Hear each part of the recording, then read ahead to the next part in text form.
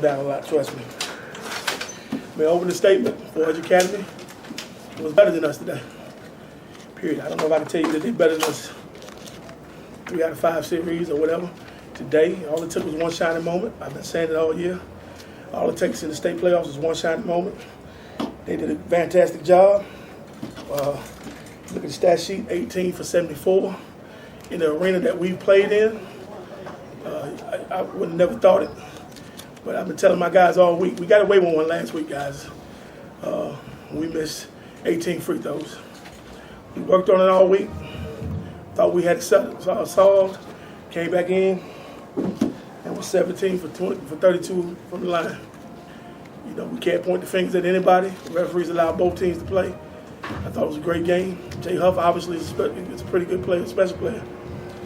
Skilled. And what Virginia got in him, they got a good ball player. Point guard Chance did a good job. I didn't think our guards overall played up to par, what we've been used to seeing them play. Obviously, if you look at the stat sheet, you'll see the numbers. You know, they don't lie. At the end of the day, numbers don't lie. Even my big fella here, you know, I mean, he gave us what he got. You know, we gave him the opportunity to be successful. And today just wasn't his day. He got to the free throw line, you know, a couple shots here and there. But at the end of the day, guys, we made a couple runs, tried to. You know, then we had a couple lapses, bonehead lapses. You know, and I just think sometimes, you know, I think we got caught trying to get it back on the offensive side of the ball instead of what I've always preached is get it back on the defensive side of the ball. And when you play a good team like Voyager that's been together for 4 years, obviously, you know, they can carve you up. You know, so, you know, hats off to them. Great job, great job, great job. Coach, obviously they play well defensively, but you guys, I gotta believe you weren't happy with the way you played offensively.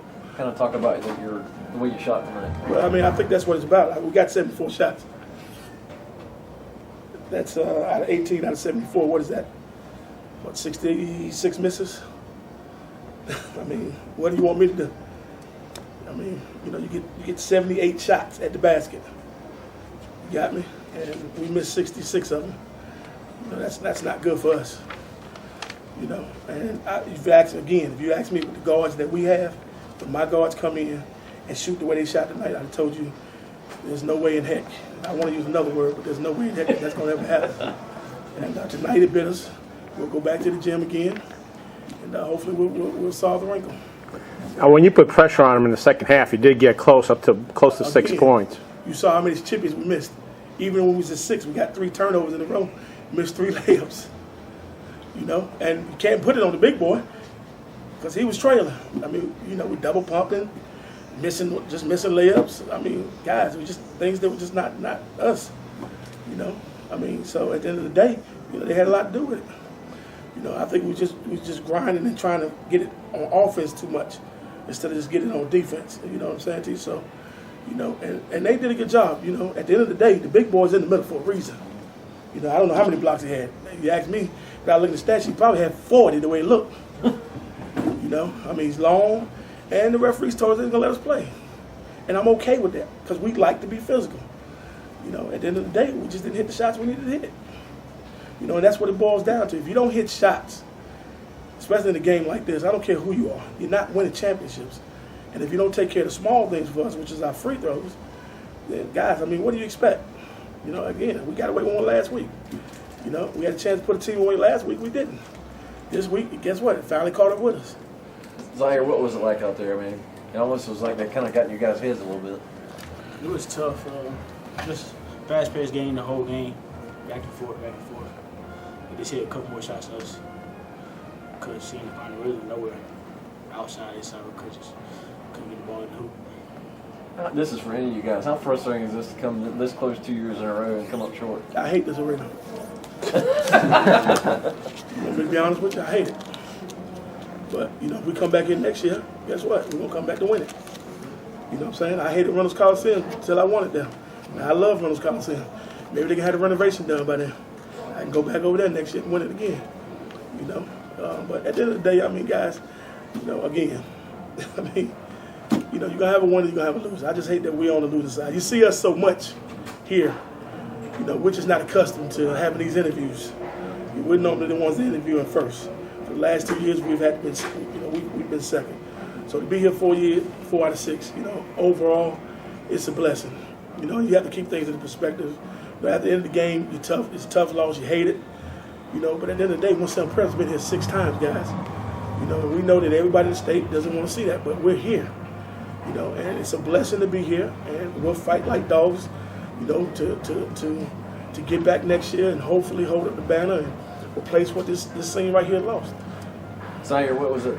How is it to handle this in 2 years in a row? Because you guys aren't used to it, like Coach was just saying.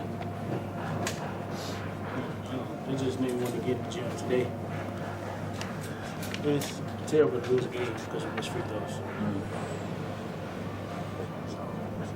I mean, what is that feeling there when you're sitting on the sideline? It's 2 years in a row. You're watching them get their trophy and everything. Is that the sort of thing that goes through your head in June when you're in the gym just shooting?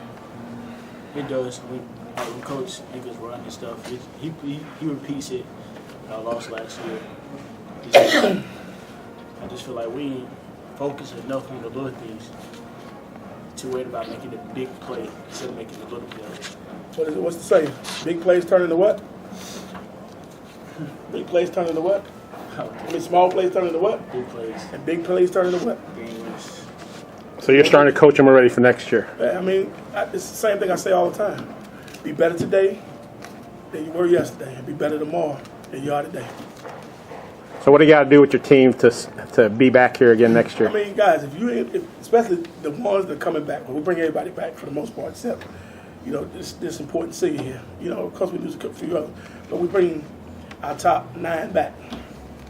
If you're not motivated now to get on the hill without me watching you and run, or get in the gym instead of working out on everything that you want to work out on that's fun, and work out on the thing that you lost the ball game with today for the last 2 years, then I don't want you around us.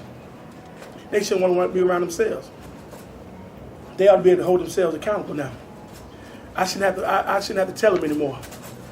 Small plays turn into big plays. Those are the last things. There shouldn't be a coined phrase that I should have to tell them. Team first, me second.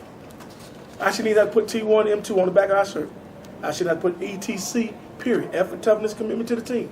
There's nothing I should have to say. I should be able to walk in the gym next year. When we start practice, close my eyes, go to sleep, and wake up at Chapel Hill, and y'all hand me a trophy. That's how motivated they ought to be. I shouldn't have to do anything other than show up in the gym, open up a gym door, cut the lights on, and be able to go home and leave, come back, and know that we're going to win a championship next year. Regardless of who stands in front of us. Because they know, if they show up in my gym next year, preseason workouts, whatever, they know the beast is going to come out. Because we are living witnesses. If you don't take care of the little things, you're sitting in second place. Period. Anything else? So, you guys are still relatively young, and Excuses. Excuses. Did that youth show today, and is that not an excuse? Excuses are tools of incompetence. Those who excel in them rarely excel in anything else.